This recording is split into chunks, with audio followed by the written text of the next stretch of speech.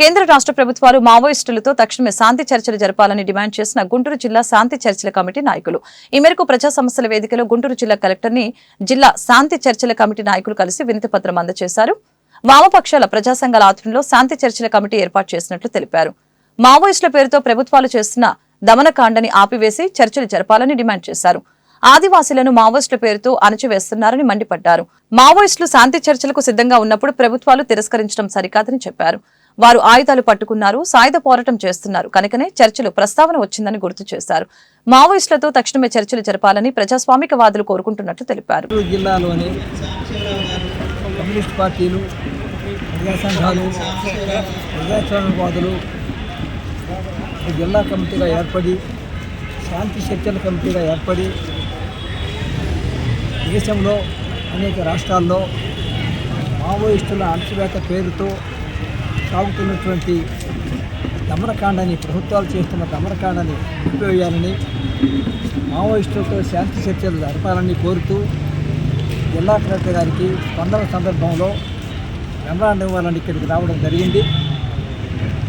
కీలకమైన అంశం ఏంటంటే, ఒకవైపున ఆదివాసీలని మావోయిస్టుల పేరుతో, నిర్మూలన పేరుతో హత్యాకాండ గావిస్తూ దాన్ని మావోయిస్టుల మీద నెపనెట్టేసే ప్రయత్నం చేస్తున్నారు. ఇది కరెక్ట్ కాదు. మావోయిస్టులు చాలా స్పష్టంగా చెప్పారు పార్టీ కమిటీ ద్వారా, ఈ రోజున మేము చర్చలకు సిద్ధంగా ఉన్నాము, సమస్యలు శాంతియుతంగా పరిష్కారం చేసుకుందామని చెప్పినప్పుడు ఆ ప్రతిపాదనను తిరస్కరించడం అనేది ప్రజాస్వామ్యం కాదు, రాజ్యాంగబద్ధం కాదు, మానవత్వం కూడా కాదు. అంటే మనుషులను నిర్మూలించడం అనేది ఈ అధికారం ప్రభుత్వానికి ఎవరిచ్చారు? అలాంటి అధికారం ప్రభుత్వానికి ఎన్నికైన సందర్భంలో ప్రజలు ఇవ్వలేదు, రాజ్యాంగం ఇవ్వలేదు. అది ప్రజాస్వామ్యం కూడా కాదు.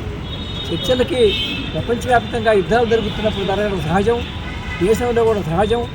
మణిపూర్లో కూడా చర్చలు జరుగుతున్నాయి, అలాగే ఉత్తర భారతదేశంలో కూడా చర్చలు జరుగుతున్నాయి. కాబట్టి అలాంటి చర్చలకు సంసిద్ధం కావాలని కోరుతూ ఈ కార్యక్రమంలో భాగం పంచుకున్న ప్రజాస్వామిక సంఘాలు, అలాగే రాజకీయ పార్టీలు కోరుతున్నాయి. ప్రజాస్వామికవాదులారా, ఇక్కడ S R Shankaran IAS conference hall అని చెప్పేసి ఈ హాల్లో మెమోరాండం ఇవ్వటానికి అని చెప్పేసి మేము వచ్చాం.